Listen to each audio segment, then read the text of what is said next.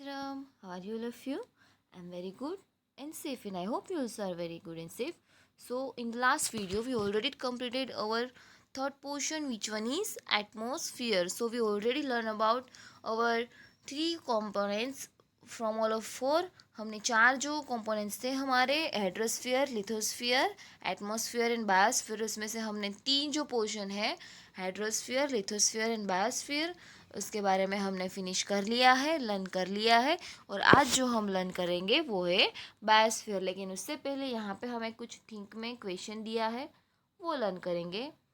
On the basis of which experiences can you state that the atmosphere exist on the surface of the earth, यानी कि कौन सी बात से आप ऐसा बोल सकते हैं कि आप एटमॉस्फेयर को फील करें, यानी कि ऐसे कौन से एक्सपीरियंस है आपकी लाइफ में जिससे आप ऐसा प्रूव कर सके कि ये जो अर्थ है उसके ऊपर एटमॉस्फेयर अवेलेबल है। तो बहुत ही ईजी है। हमने हवा का अनुभव किया है। जब भी पवन आता है हमारे बाल उड़ते हैं, पेड़ों के पत्ते को उड़ते हुए देखा है हमने, कपड़े सुखाए होते हैं तो वो उड़ते हैं। तो वो किस बात का प्रूफ है कि नहीं, पवन है, हवा चल रही है, वो मोशन में है, यानी कि वो एटमॉस्फेयर है, उसकी वजह से ये सब हो रहा है। उसके बाद विंड फ्लो, जैसे जैसे पवन आता है, जैसे जैसे हवा आती है, जितनी स्पीड में उतनी स्पीड में वो घूमता है। उसके बाद शिप, ओशन में, समंदर में, सी में जब भी शिप चलते हैं तो उनको उनकी दिशा ऑटोमेटिकली चेंज होता है, हो जाती है। जिस दिशा में पवन होता है, हवा होती है, उनका फोर्स होता है, उसी दिशा में वो चलते जाते हैं। तो ये सारी जो चीज़ें हैं ना, वो एटमॉस्फेयर की प्रेजेंस का हमें प्रूफ देती है। उसके बाद समर सीजन में हमें लू लगती है, गर्म पवन जो लगता है वो। उसके बाद विंटर सीजन में हमें ठंडी हवा लगती है। तो ये सारी चीज़ें कौन सी हैं? कभी कभी ज़ोर से पवन आता है तो उसमें क्या होता है कि ऐसे डस्ट जो होता है ना, वो बहुत ही ऐसे राउंड राउंड होके उड़ती है। तो ये सारी किस बात के प्रूफ से? ये इसी बात का प्रूफ से कि हम हमारे पास एटमॉस्फेयर अवेलेबल है। इस सारी एक्टिविटीज़ में हमने एटमॉस्फेयर को फील किया है। तो यहाँ पे एटमॉस्फेयर का पोर्शन फिनिश होता है। यहाँ पे एक छोटा सा हमें चार्ट दिया है, यहाँ पे आप देख सकते हो। हाइड्रोस्फीयर, हाइड्रोस्फीयर में एक लड़का जो है वो पानी पी रहा है, एक औरत जो है वो तालाब के किनारे है, ठीक है, जो हमें हाइड्रोस्फीयर दिखाता है। उसके बाद एटमॉस्फेयर, यानी कि एटमॉस्फेयर की मदद से जो प्लेन है वो उड़ रहा है, पंछी सारे उड़ रहे हैं। उसके बाद एक पर्सन जो वो कंप्यूटर पे काम कर रहा है, यानी कि जो कुछ टेलीकास्ट का जो सारा इशू है, वो सारा कॉन्सेप्ट है वो एटमॉस्फेयर से अवेलेबल है। उसके बाद हम देखेंगे लिथोस्फियर में। तो लिथोस्फियर में यहाँ पे ज़मीन है, रास्ता है, उसके बाद घर, बिल्डिंग, वो सब बना के रखा है। उसके बाद ट्रीज ग्रो किए हैं। उसके बाद यहाँ पे है बायोस्फीयर। बायोस्फीयर में यहाँ पे एनिमल्स है, एक औरत है, एक जेंट्स है, यानी कि बायोस्फीयर यानी कि सारे लिविंग ऑर्गेनिजम्स। और यहाँ पे हमें क्या हेडिंग दिया है? ह्यूमन लाइफ एंड स्फेयर्स, यानी कि जो सारे स्फेयर्स है हमारे, biosphere, hydrosphere, atmosphere and lithosphere, उससे ह्यूमन लाइफ कैसे कनेक्टेड है। अभी हम नेक्स्ट पोर्शन लर्न करेंगे जो कि है बायोस्फीयर, यानी कि जीवावरण।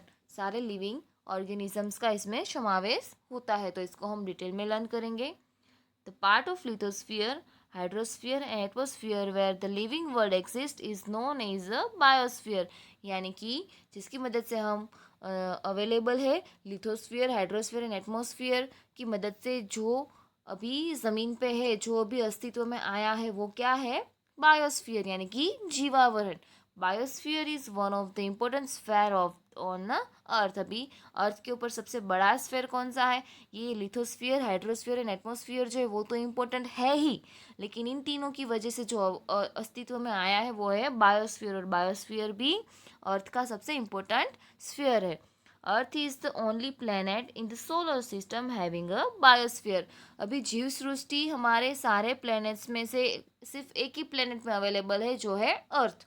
क्यों अवेलेबल है? क्योंकि बायोस्फीयर क्यों होता है? लिथोस्फीयर, हाइड्रोस्फीयर एंड एटमॉस्फेयर की वजह से।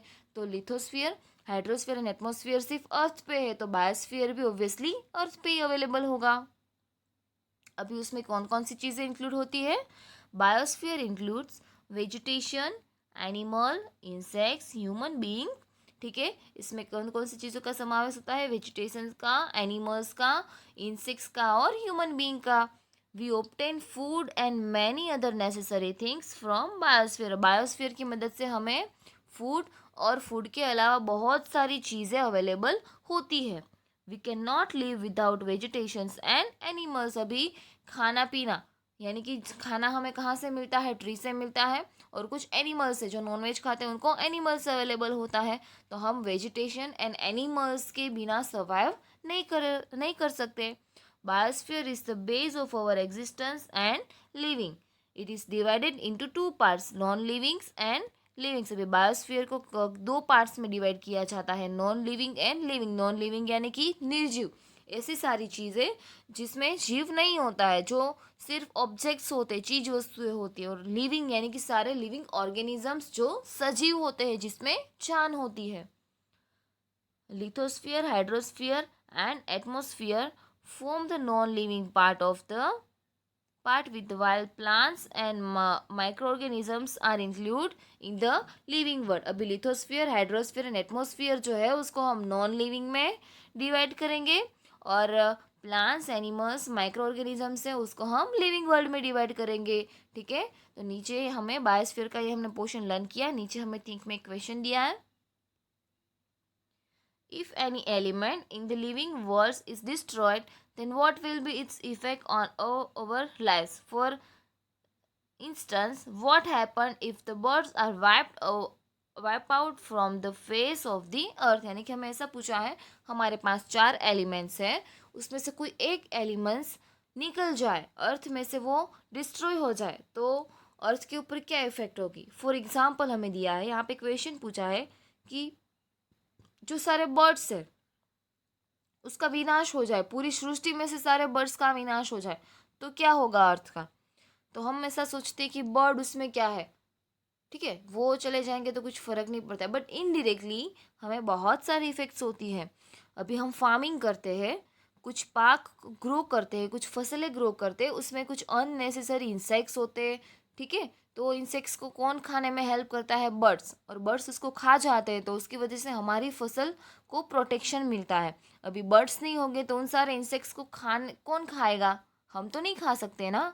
इंसेक्ट्स के अलावा, बर्ड्स के अलावा तो और कुछ अवेलेबल है नहीं इंसेक्ट्स को खाने के लिए, तो बर्ड्स वो इंसेक्ट्स को नहीं खाएंगे, सारे सूक्ष्म जीवों को नहीं खाएंगे, तो हमारी फसल होती है उसको नुकसान हो सकता है, और नुकसान होगा ही। ठीक है, उसके बाद जो बर्ड्स होते हैं वो कोई भी ट्री पे बैठते हैं, उसके बाद उसके जो फल खाते हैं, ठीक है, तो फल के अंदर जो सारे सीड्स होते हैं जिसके मदद से हम नया ट्री ग्रो कर सकते हैं, तो जो वो फल खाते खाते इधर उधर उड़ते हैं ना, तो वो सीड्स होते हैं ना, वो भी इधर उधर कहीं पे ऐसे फैल जाते हैं। तो जब भी उनको बारिश मिलती है, सनराइज मिलती है, एयर मिलती है, तो उसकी मदद से क्या होता है, उस सीड्स में से नया ट्री ग्रो हो जाता है। तो कहीं ना कहीं ये हमारे लिए भी यूज़फुल होता है। ट्रीज, ज़्यादा से ज़्यादा ट्रीज ग्रो होना वो अर्थ के लिए और हम सब के लिए बहुत ही ज़रूरी है। तो उनको उगाने में कौन हेल्प करता है, बर्ड्स हेल्प करते हैं। उसके बाद सुबह सुबह अर्ली मॉर्निंग आप कभी फील करना, कितने सारे पक्षियों की चहचहाने की, कलबलाट करने की आवाज़ आएगी, कितना मीठी उनकी वॉइस लगती है। और हमारे पास बर्ड्स की कितने सारे स्पीसीज अवेलेबल है, कितनी सारी प्रजातियों में बर्ड्स अवेलेबल है, कलरफुल, तोता, मैना, उसके बाद है पीकॉक है, उसके बाद कोयल है, उसके बाद कबूतर है, कबूतर के भी वाइट कलर का कबूतर, अभी ग्रे कलर के कबूतर। ठीक है, तो वो एक हमारी नेचुरल ब्यूटी है अर्थ के ऊपर। बर्ड्स जो है ना वो नेचुरल ब्यूटी है, तो हम हमारा बहुत लाइक बहुत बड़ी प्रॉपर्टी लॉस कर सकते हैं ना। ऐसा होता है कि हमारी नेचुरल ब्यूटी हमने मिस कर दी।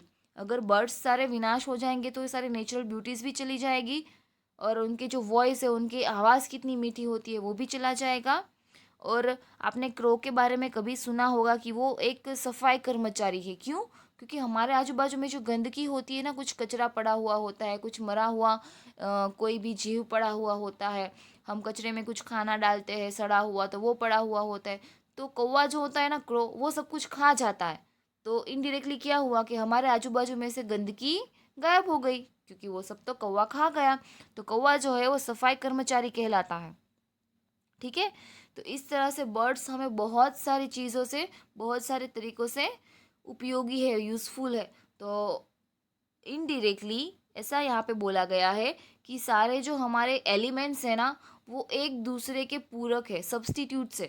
एक दूसरे के ऊपर डिपेंडेंट है। अब अगर एक नहीं होगा तो दूसरा भी कुछ काम का नहीं है, ठीक है। हाइड्रोस्फीयर नहीं होगा तो हम कहाँ पे रहेंगे, पानी में कितने दिन रहेंगे, रह सकते हैं क्या, नहीं।